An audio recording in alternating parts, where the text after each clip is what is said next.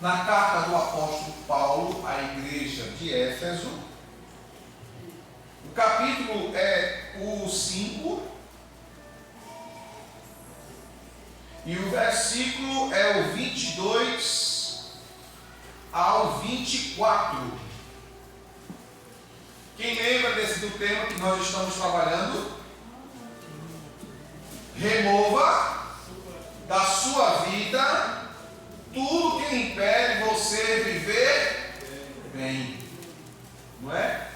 E dentro desse assunto nós temos abordado, baseado na carta aos Efésios, uma diversidade de temas, e hoje nós vamos entrar num tema difícil, não é? Um tema que mexe muito com as nossas vidas, de forma completa, inteira, não é? Que é difícil muitas vezes a gente processar, aceitar, acatar, visto que é a nossa natureza que rejeita as verdades inseridas na palavra de Deus, não é? Mas como novas criaturas, nos curvemos à palavra de Deus e aceitemos o que ela tem a nos dizer. Então vamos lá, carta aos Efésios, no capítulo é o 5, o verso é o 22 ao 24, que diz assim: Esposas, cada uma de vós respeitai ao vosso marido, porquanto sois submissas ao Senhor. Porque o marido é o cabeça da esposa, assim como Cristo é o cabeça da igreja, que é o seu corpo, do qual ele é o Salvador. Assim como a igreja está sujeita a Cristo, de igual modo as esposas estejam em tudo sujeitas a seus próprios maridos. Amém? Os homens que aguardam, viu? Para a semana é com vocês. Hoje é as mulheres. Domingo que vem é os homens. Não fica aí sorrindo. Domingo que vem é você, viu? Então, irmãos,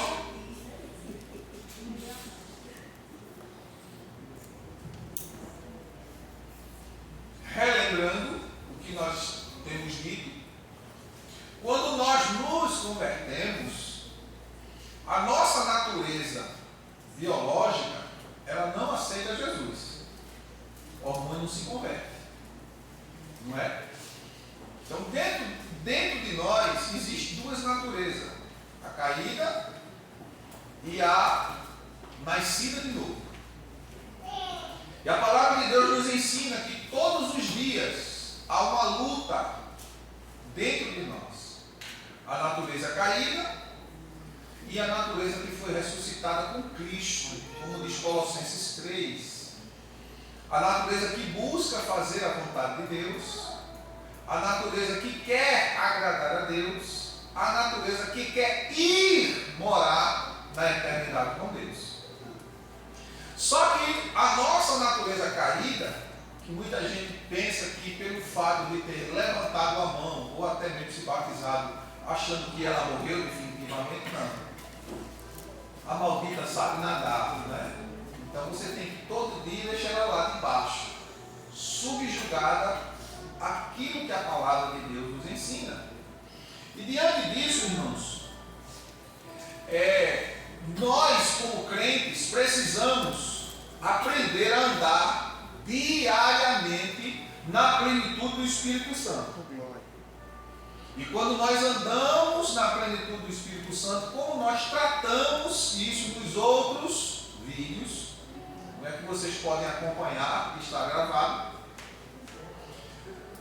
Quando nós andamos na plenitude do Espírito Santo, nós não nos submetemos à vontade da carne.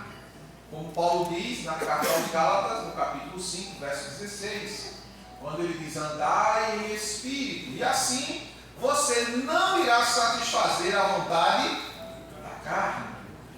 E Quando ele escreve aos Romanos, no capítulo 8, verso 9, ele diz que aquele que se inclina para a carne, se inclina para a morte, pois a inclinação da carne é morte, mas aquele que se inclina para o Espírito é vida. Então, quando nós aprendemos a andar na plenitude do Espírito Santo, a gente não fica xingando, reclamando, nem amargurado pelas coisas que acontecem em nós e em nossa volta. Por quê? Porque é natural. O apóstolo Tiago diz, no capítulo 1, verso 12, que bem-aventurado é o homem que sofre a tentação. Paulo diz na primeira carta aos Coríntios, capítulo 10, verso 13, diz que não veio sobre nós tentação a não ser humana. Mas, com a tentação, Deus dará o escape. Então, a tentação é aquilo que está em nós, não está em Deus. No capítulo 1 de Tiago, na sequência do versículo 12, vem o versículo 13, ele diz: não diga ao ser tentado, por Deus eu sou tentado. Porque Deus não pode ser tentado pelo mal e ele a ninguém tenta. Mas quando somos tentados, somos atraídos e encordados por aquilo que já está em nós. Já está em nós.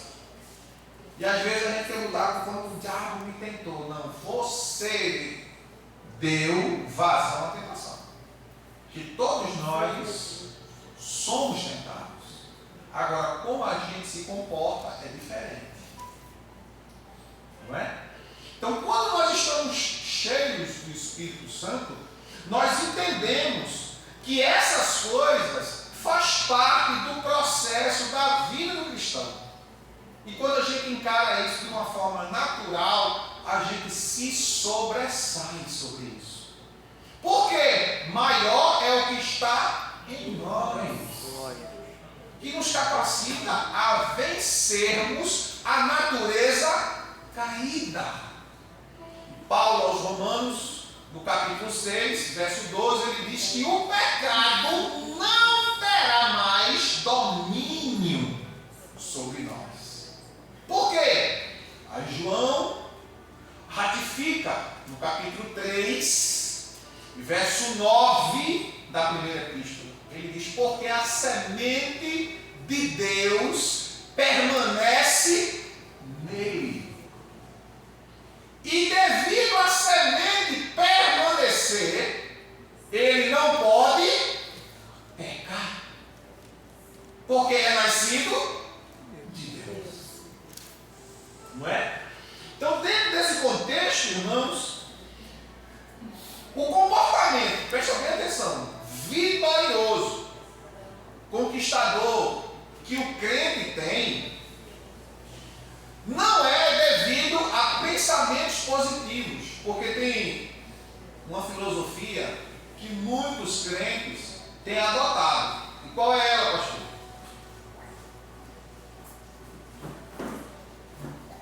Pense positivo que vai dar tudo certo. Isso não existe. Vou pensar positivo que amanhã eu vou amanhecer sem a barriga. Não funciona. Vou pensar positivo que amanhã eu vou estar com um carro novinho. Não funciona. Entendeu? Não existe isso. A vida vitoriosa e otimista que o crente, que o cristão tem, isso depende do conhecimento que ele tem de Deus, da confiança que ele tem em Deus. Você confia que Deus lhe ama? Confie no seu amor, porque Ele tem cuidado de vós, diz o apóstolo Pedro. na primeira carta, capítulo 5, versos 6, 7. Humilhai-vos, pois, debaixo da potente mão de Deus, para que no tempo exato ele vos exalte, lançando sobre ele toda a vossa ansiedade, porque ele tem cuidado de vós. Não diz assim, ele vai cuidar, ele tem cuidado de vós. E diante desse contexto, a gente pode observar 1 Tessalonicenses 5,18, que nós devemos ser gratos a Deus por tudo. Romanos 8,28 diz que todas as coisas cooperam para o bem, para o propósito de Deus em nossas vidas. E que as situações, muitas vezes permitidas por Deus, é uma forma de Deus nos disciplinar, nos corrigir, nos moldar, como diz a carta aos Hebreus, no capítulo 12, verso 3 a 11. E diante disso, irmãos, iremos adentrar no texto que nós lemos e vamos analisar. Eu estou falando mais devagar do que o normal, porque esse assunto requer muita atenção e entendimento para você que vai ouvir. Porque eu já entendi, eu já apanhei lá em casa sentado na mesa, não é? Agora você vai apanhar de Jesus um grande carinho e amor que ele tem para aprender a ser um crente melhor. Glória a Deus. Porque esse é o objetivo da palavra, não é? A chave para todos os relacionamentos humanos é a humildade. Virtude que só é plenamente possível por meio do revestimento do Espírito Santo.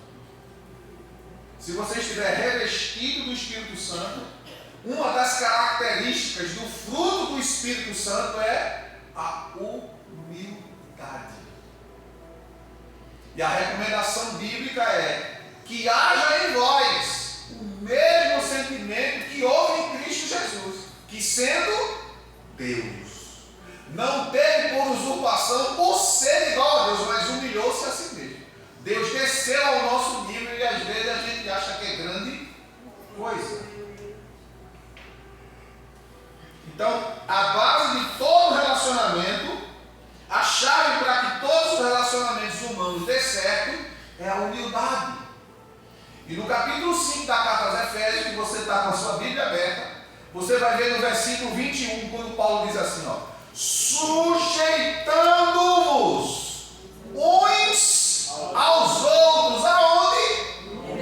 No temor de Cristo. Sujeição, respeitando, entendendo, compreendendo o contexto de cada um, para não pensar que não se tornar um crente, um cristão arrogante, não é? E dentro desse contexto, Paulo aplica o conceito total da submissão dos crentes a Cristo e da mútua submissão dos cristãos ao matrimônio. Mútua submissão dos cristãos ao matrimônio, ao casamento. Sujeitar-se ou submeter-se implica em abrir mãos dos direitos. Você vê muito nos casais, mas nos casais, né? Eu estou certo, eu tenho direito.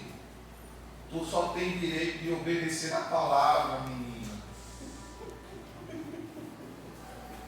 Ponto final.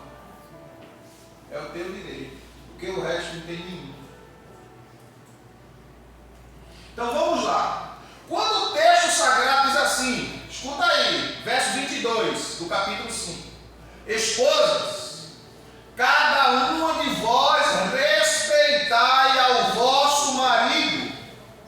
Aí a gente vai entender o que quer dizer isso. Respeitar. Vamos para o sentido etimológico da palavra. A palavra respeito em grego pode ser traduzida por diferentes termos.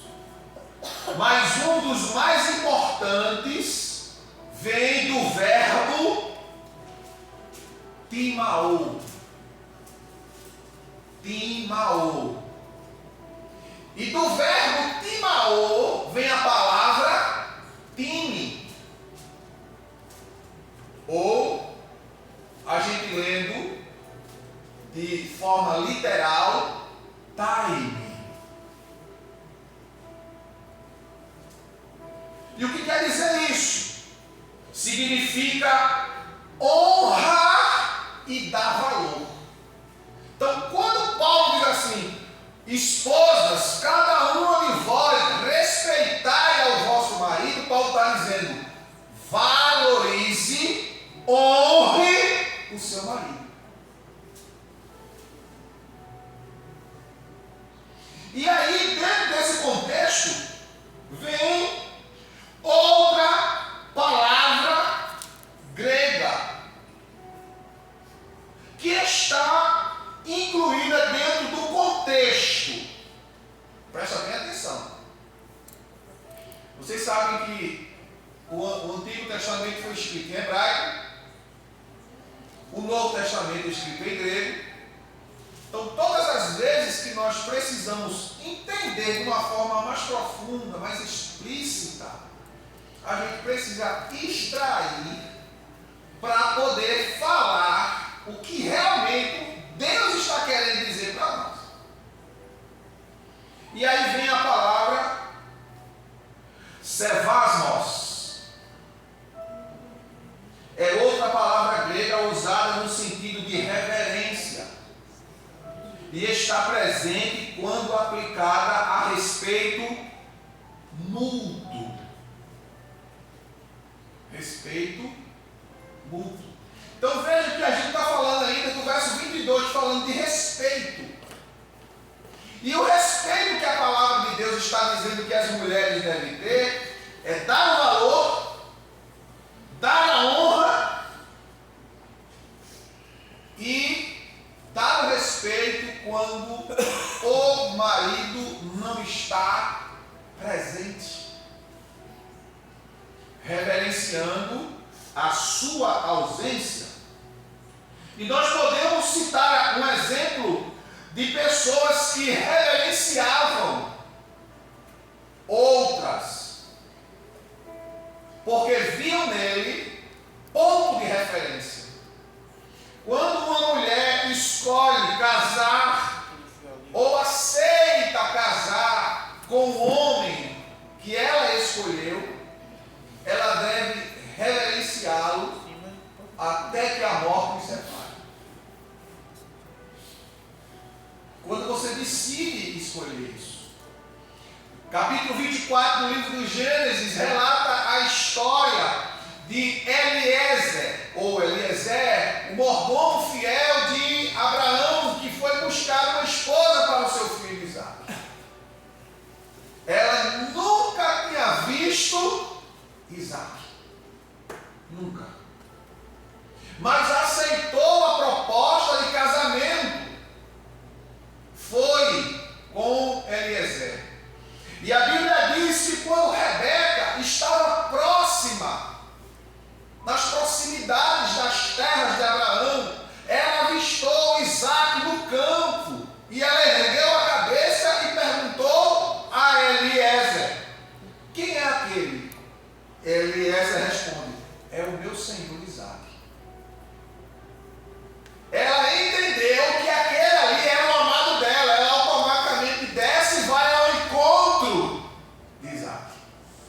E a Bíblia diz que Isaque a amou e a levou para sua tenda e foi consolado depois da morte de sua mãe. Ou seja, quando ela viu, ela reverenciou de tal forma que foi até ele. Ela não esperou Eliezer chegar próximo dele. Ela desceu, ela quis se sacrificar na distância de onde estava a encontrar-se com ele. Queria vê-lo, queria conhecê-lo e queria reverenciá-lo. Nós temos outro exemplo de respeito mútuo entre dois homens, Elias e Eliseu.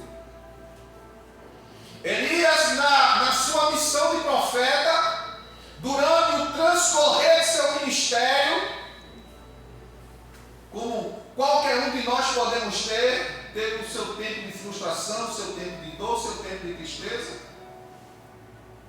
e deixou Eliseu na casa de seu pai, foi para o deserto e pediu a morte para Deus. Basta, Senhor, porque só eu sou grande profeta, todos os teus profetas foram mortos e agora querem tirar minha vida. E a mensagem de Deus para Elias foi: volta pelo caminho que vieste, toma a Eliseu, filho de Safate, teu servo, e volta a tua jornada, porque aqui é muito longo o caminho ainda, tu ainda tem muita coisa para fazer. Ungirás a Jeú como rei e Eliseu como profeta em teu lugar. E aí vem a máxima. Elias, como o senhor daquele ministério, da qual tinha um servo que lhe era submisso, perguntou a ele: o que tu queres de mim quando me for? Eliseu diz: eu quero a porção dobrada do teu espírito. Elias diz: coisa difícil tu me pediste, mas se tu me veres sendo tomado, tu vai conseguir, tu vai receber. E a palavra de Deus diz que Elias disse: olha, fica-te aqui, Eliseu, pois vou indo ao. Ele disse: não, Senhor, guarde-me o Senhor, onde tu fores eu irei. Ao ponto de que, quando chega o momento da tomada, Deus tomara Elias para ir para a glória. A Bíblia diz que Eliseu o viu sendo tomado, porque ele não saiu de perto do seu líder, do seu Senhor, daquele a quem ele serviu por muitos anos. E Eliseu recebeu a porção dobrada do Espírito, porque sabia reverenciar, honrar, respeitar. Servas mors é uma tradução mais direta para respeito, reverência, principalmente em contextos gerais. O verbo servazo significa ter respeito por algo ou alguém. E aí adentramos a única mulher que Deus chama na Bíblia de mãe de todas as crentes. Quem é? Sara. E a Bíblia diz que Sara, ela reverenciava Abraão de tal forma que o chamava Senhor.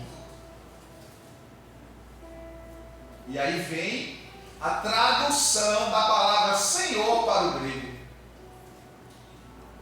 Significa meu dono. Sara dizia: você é o meu dono. Eu sou sua.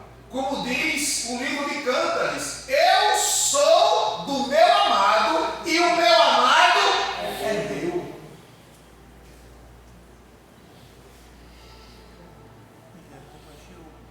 Dentro desse contexto, eu coloquei aqui uma observação. Coloquei duas, né? Mais uma para cada termo. O termo podia ter o sentido de obediência, como na disciplina militar.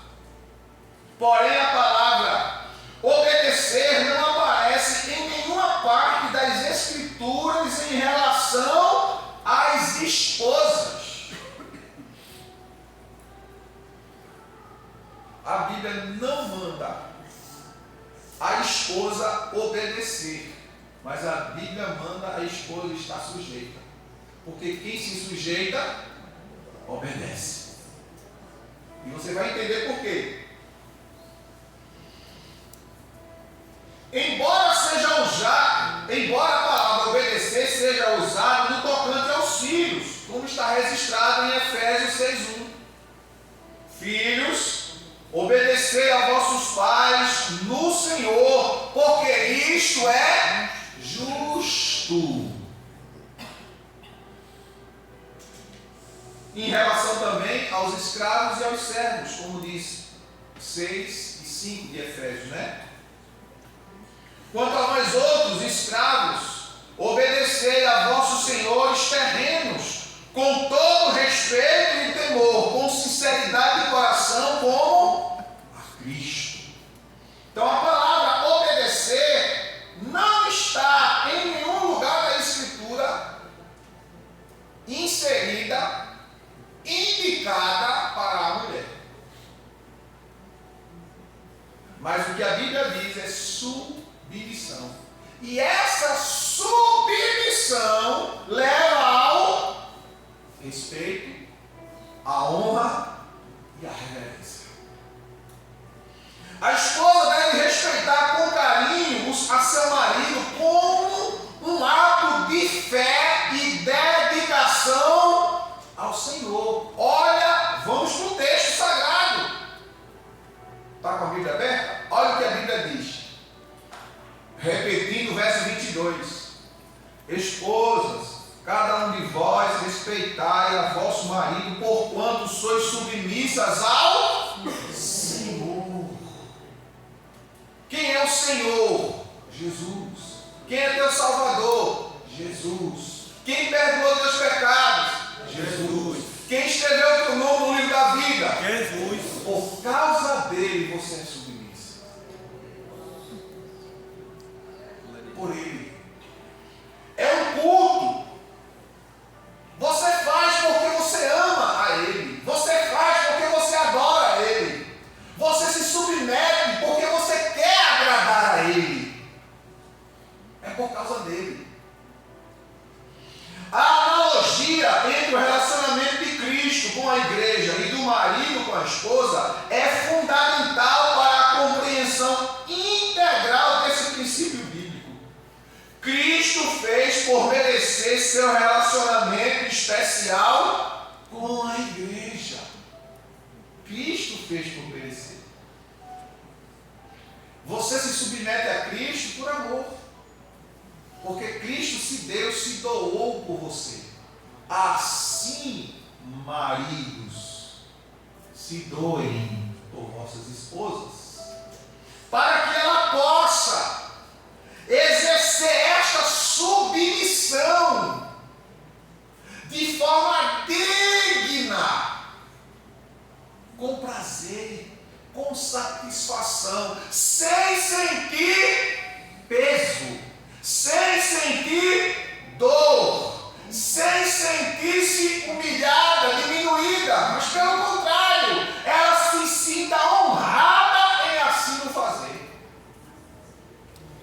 E dentro desse contexto, olha, preste atenção, aí vem o versículo 24 do capítulo 5, que ora nós estamos estudando.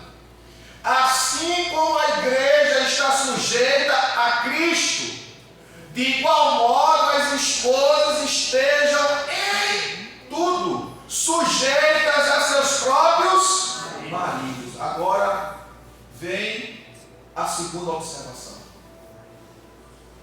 O verbo grego sujeitar, usado nessas orientações, tem a mesma raiz em sua forma imperativa. E a palavra grega e o verbo é hipotagete. Repetindo, hipotagete.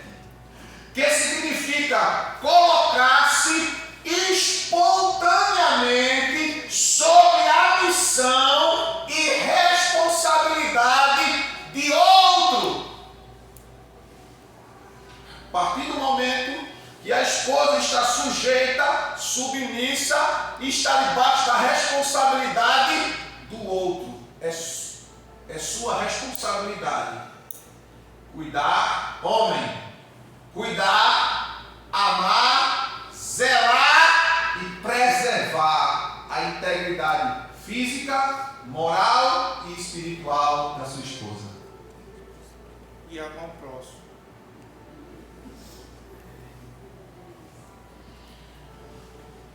A missão aqui é a construção de um lar confortável para a família. Ou seja, na medida que a mulher entende que a missão dela é estar submissa e sujeitar-se, ela compreende que a missão dela é a construção do seu lar, da sua casa. E aí, irmãos, não se assuste com o que você vai ouvir agora.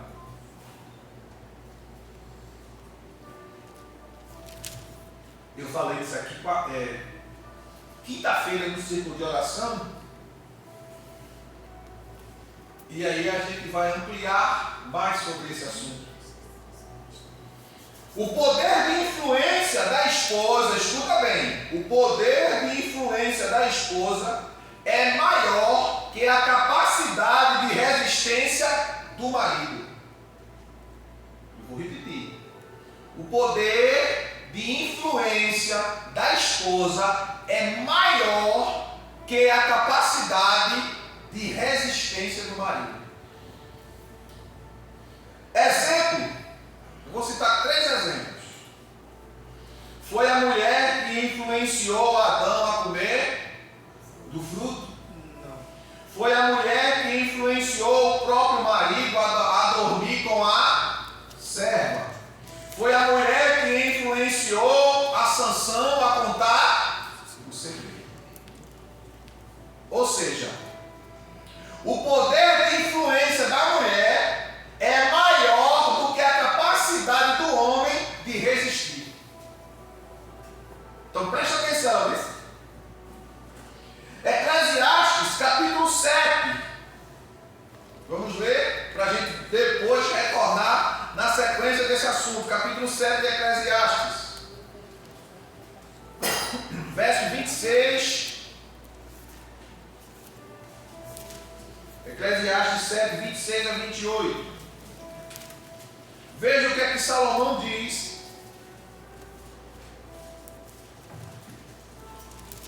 sobre a mulher.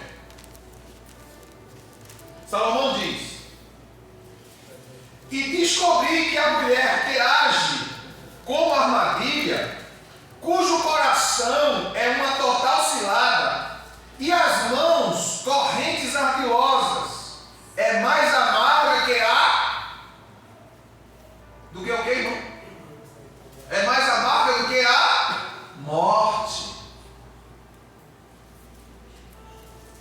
O homem que deseja agradar a Deus fugirá dela, mas o homem que tem prazer no pecado, este lhe será presa fácil. Então declara o mestre: eis o que descubro ao examinar tema por tema, a fim de chegar a uma correta conclusão. Sim, durante essa minha busca ainda inconclusa, entre 1000 homens encontrei apenas um que considero justo. Todavia, entre as mulheres não achei um sequer. Entre 1000 homens ele achou um justo, mas entre todas as mulheres ele não achou nenhum. Provérbios capítulo 27, versículos 15 e 16. O proverbista diz assim: goteira pingando sem parar em dia de chuva, é a mulher ranzinza, são irritações muito parecidas. Detê-la, escuta bem, detê-la é como tentar frear o vento, como conter o óleo com as mãos. Deter ela, conversar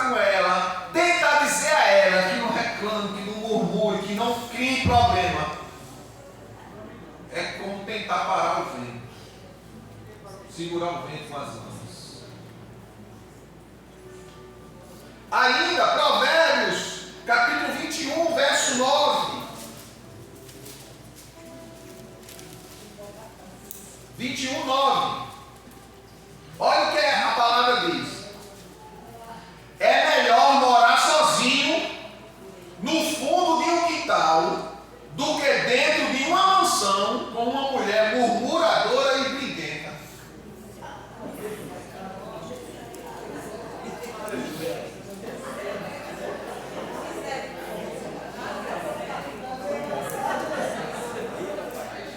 Agora era de rir, né?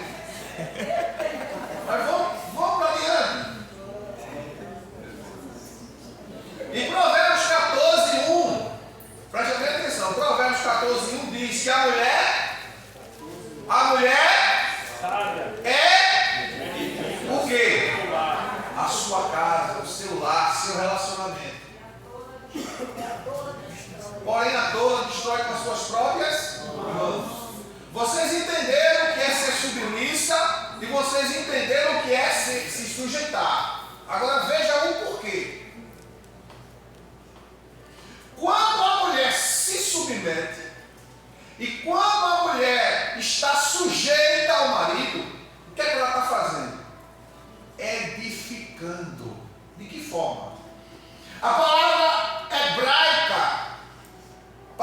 hebraica para edificar é banar. A mesma palavra usada para construir cidades e erguer fundamentos. Então preste atenção. Quando a mulher ela entende que ela precisa estar submissa e se sujeitar, não é por inferioridade, mas é pela capacidade dada por Deus dela se tornar o fundamento que foi edificado naquela casa.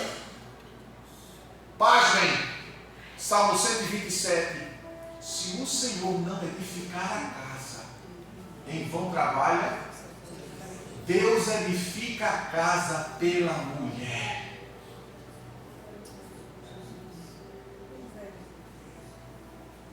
É por ela. Lembra que eu falei nos 3 exemplos? Quem induziu o homem a pecar? Eva. Quem fez Sansão contar o segredo? Dalila. Olha. Quem convenceu Abraão? O marido. Seu pai, eita, tipo, eu não quero, Sara. Mas essa vezinha, meu filho, para a gente ser mãe e pai, vai e foi, insistiu, Abraão, tá certo, vou fazer a tua vontade. Ela convenceu Abraão a deitar com a serva. Então veja que o poder da influência da mulher é maior do que a capacidade de resistência do homem. Por isso que você tem que amarrar seu marido na barra da sua saia. De que forma, pastor? Só que olha, o homem, escute bem, o homem é muito simples. Só precisa de 2 coisas. Só 2. Não se assuste não, viu? Só é 2. O que é, pastor? Barriga cheia e saco vazio. Só isso. Está feliz e realizado. Só isso. Não tem mais que isso não.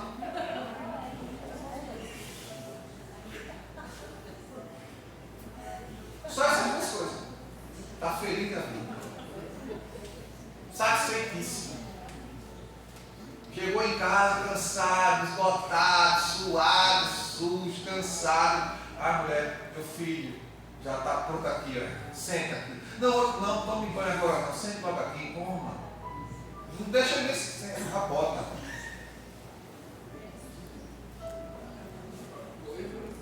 Terminou, tá só. Não, vem cá, vamos tomar banho. Já empurra ele. Eu ajudo você a tirar o tira o sapato, solta o cinto, tira a cabeça, vamos tomar banho.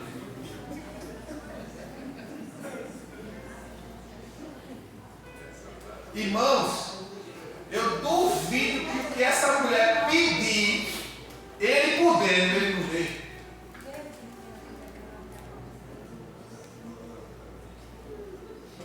Ele sobe montanha, desce montanha, vai para qualquer lugar do mundo por causa dela.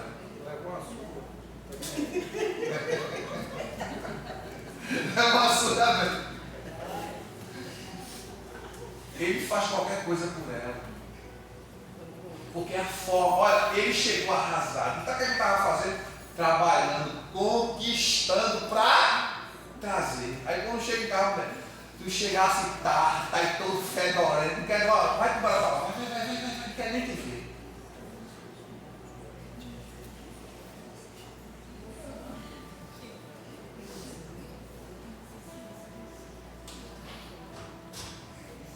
Eu contei um testemunho aqui, eu vou repetir hoje, só para refrescar a memória.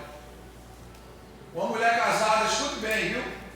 5 anos de casado.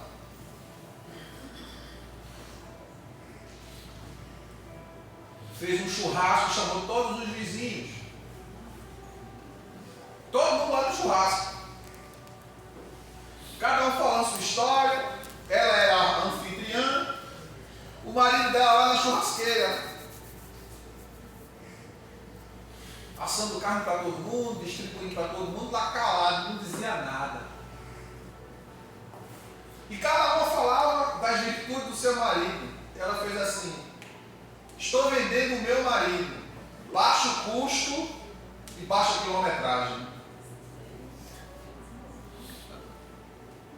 Estou vendendo. Aí uma das vizinhas disse: eu compro. Aí ela se surpreendeu, porque ela achava que ninguém queria. A vizinha disse: eu compro. E ali as outras começaram a rir do marido dela, porque ela ofereceu dizendo: baixa quilometragem e baixo custo. Ou seja, ele não tem muita utilidade. 5 anos de casado, muito bem empregado, mas era aquele homem da casa, não gostava muito de sair, gostava mais de estar em casa, gostava de organizar as coisas em casa, era mais calado. E ela era muito faladeira, gostava muito de falar. Aí, quando ela viu a vizinha dizer que queria comprar, ela não acreditou no que a vizinha disse. Pasme.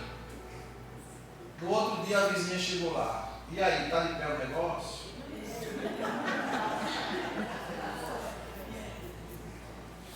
Ela não acreditou. Isso aí que eu estou contando foi um fato. E aí, irmãos, o marido chamou ela para conversar, a esposa, e perguntou por que ela fez aquilo.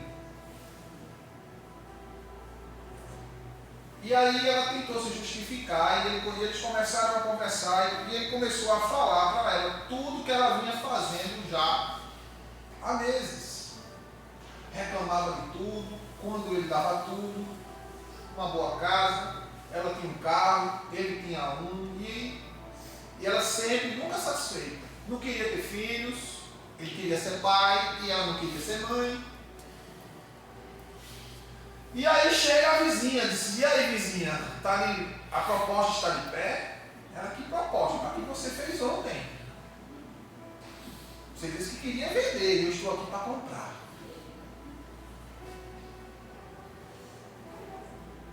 E ela disse: sai da minha casa. Expulsou ela da casa. Ela disse: por que você está botando ela para fora?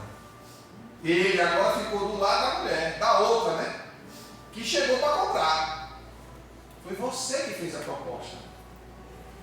Foi você que ofereceu. Como se eu não tivesse nenhum valor.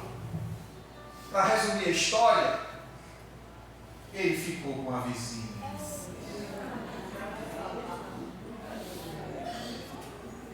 Por quê?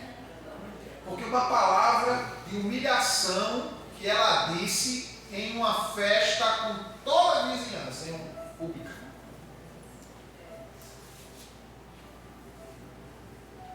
Cuidado com o que você vai dizer. A Bíblia diz que as palavras elas podem matar e podem ressuscitar.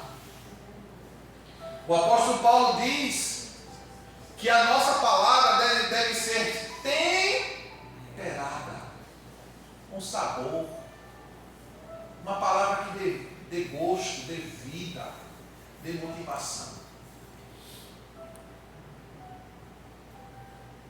Não humilhe o seu cônjuge, não humilhe o seu amado, não humilhe a sua amada, de forma, em situação, em momento algum. E aí, quando nós olhamos para a palavra edificar, que é interessante, irmãos, que a Bíblia só usa esse termo em referência à mulher.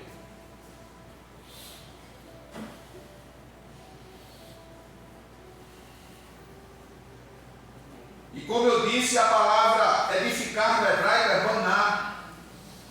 É a palavra usada para construir cidades e erguer fundamentos, alicerces.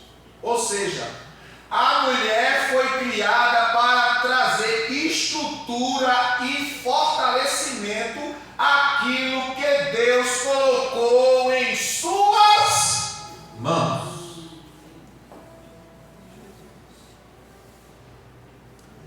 Quando ela não cumpre o seu papel, biblicamente, da forma correta, ela mata, ela destrói, ela envenena e ela infecciona o ambiente da casa,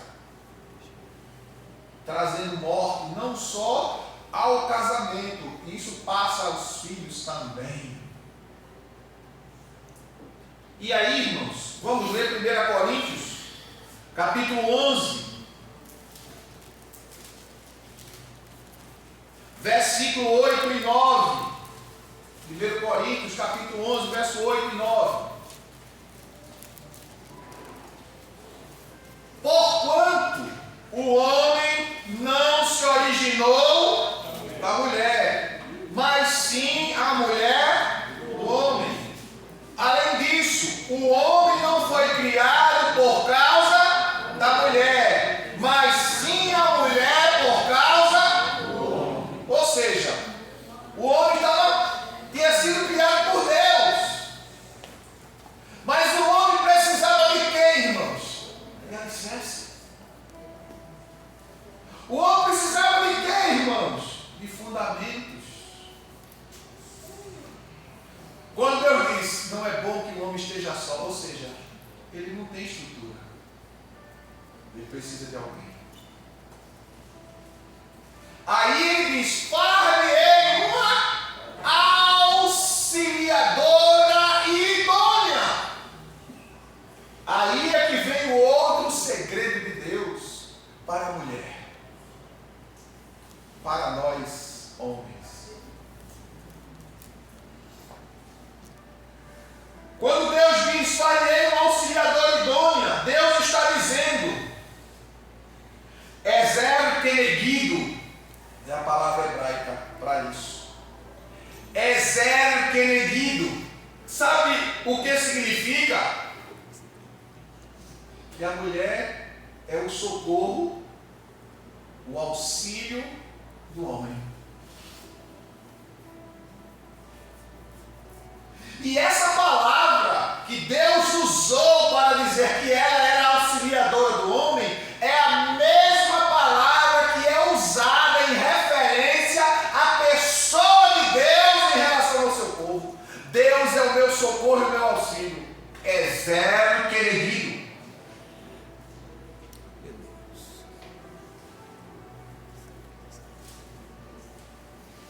É uma expressão usada em relação à pessoa de Deus. Como Deus é o auxílio, é o socorro, é o amparo do seu povo. Por que Dalila descobriu o segredo de Sansão? Sansão tinha sido traído pela noiva que ele ia casar. por um infortúnio que aconteceu dentro da família com relação aos filisteus, que obrigou ela a contar o enigma de Sansão, para que não morresse pelo exército da Filístia.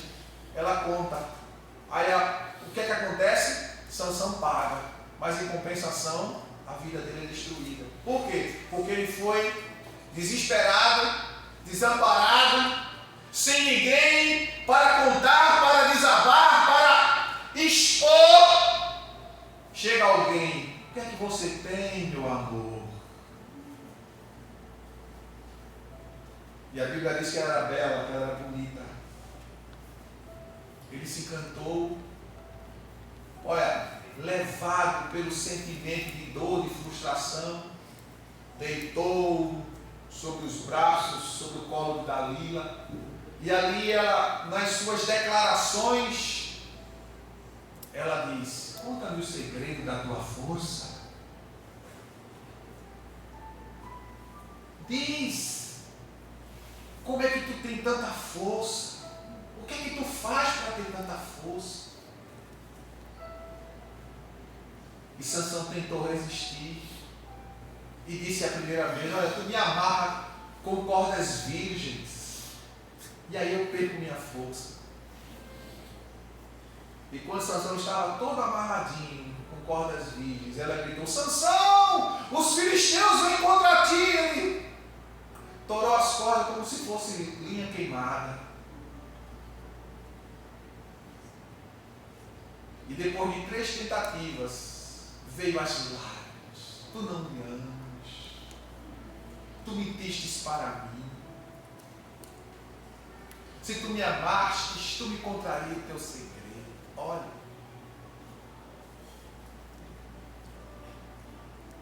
Sansão caiu na besteira de contar o segredo de Deus.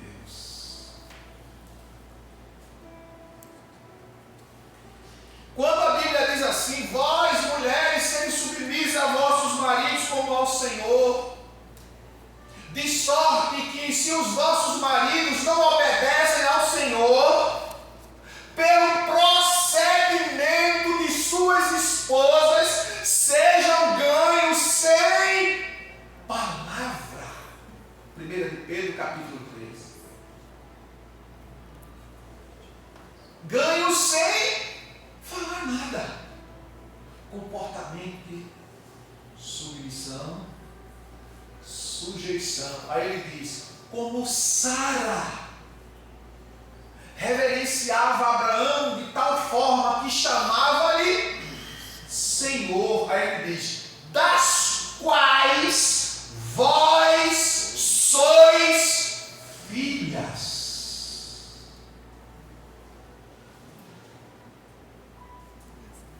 Quantas mulheres que já perderam seus maridos, que depois que perdeu, parou: mas isso aqui é uma coisa tão boba, por que eu não segui?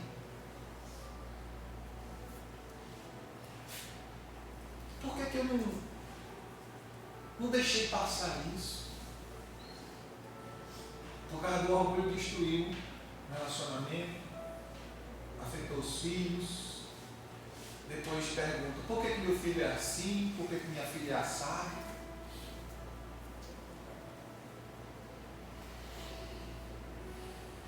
É forte, né? Mas é a realidade da vida.